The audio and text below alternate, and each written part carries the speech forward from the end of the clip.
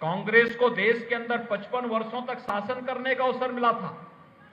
कांग्रेस तो लोकतंत्र का गला घोंटती है। 1975 में इसने देश पर इमरजेंसी थोपी थी और आज भी आपने देखा होगा देश के एक बहुत बड़े पत्रकार को केवल अपने स्वयं की तुष्टि के लिए गिरफ्तार करके लोकतंत्र के चौथे स्तंभ पर हमला करने का कार्य कांग्रेस कर रही है। कांग्रेस अपनी नाकामी को छुपाने के लिए देश के अंदर अराजकता पैदा करने का कार्य कर रही है।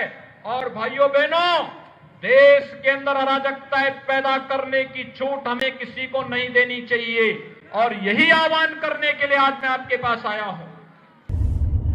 मैं महाराष्ट्र सरकार को ये पूछना चाहती हूँ कि आपने आज अर्नब गोस्वामी के घर में जाके उनको मारा है, उनके बाल नोचे हैं, उनको असॉल्ट किया है।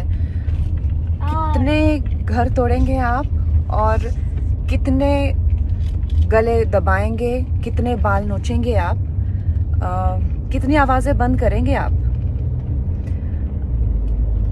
सोनिया सेना कितने मुंह बंद करेंगे आप? ये मुंह बढ़ते ही जाएंगे।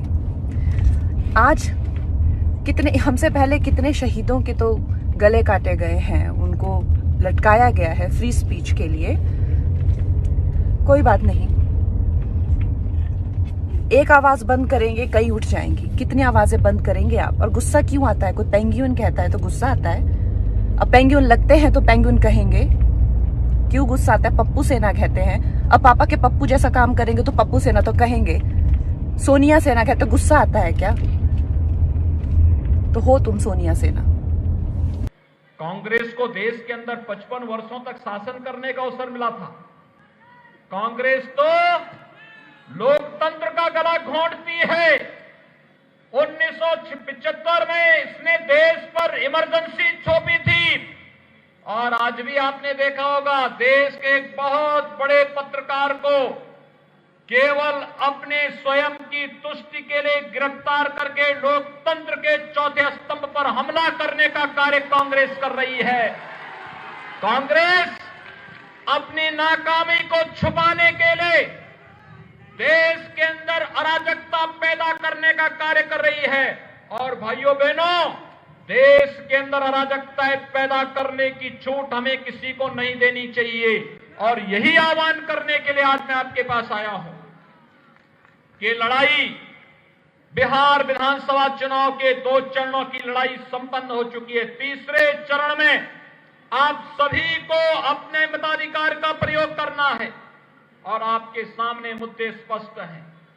आपके हित के लिए कार्य करने वाली भारतीय जनता पार्टी और जदयू की सरकार योजनाओं के लाभ में कोई भेदभाव किसी के साथ नहीं, सुरक्षा के मुद्दे पर किसी के साथ कोई समझौता नहीं और आतंकवाद और नक्सलवाद से कैसे निपटना है ये तो आपने देखा होगा मोदी जी की स्टाइल को।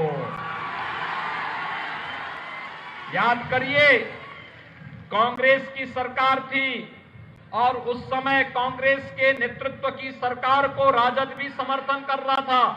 मुंबई में आतंकी हमला होता है और आतंकी हमले के समय जब देश की जनता ने इस बात को देखा कि इस हमले के पीछे पाकिस्तान का हाथ है, देश की जनता चाहती थी पाकिस्तान को सबक सिखाया जाना चाहिए।